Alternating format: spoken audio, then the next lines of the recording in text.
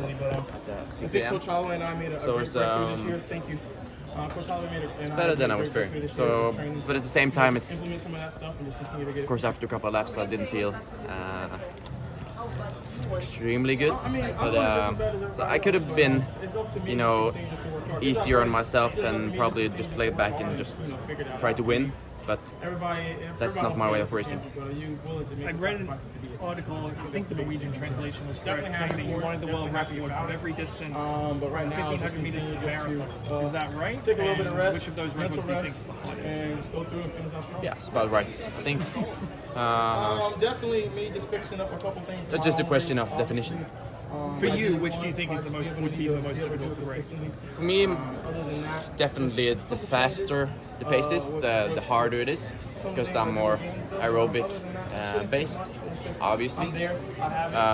So the slower it is, it's more just training, you know, specifically towards running longer and you know, in a period of time.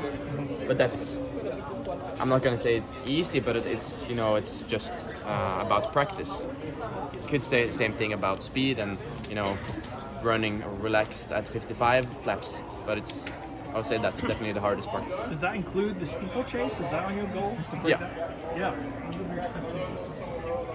Yes. Freezing on the back straight today? Yeah. What kind of effect did that have? It's of course I'm a very smart guy. No, but it's in my, you know, this is my job. So I love to race and I love to compete, but it's all about preparing as good as I can for every race. So when I enter the stadium, I always collect as much information as I can. You know, the conditions, the direction of the wind, how much the wind is, you know, in numbers. And I don't think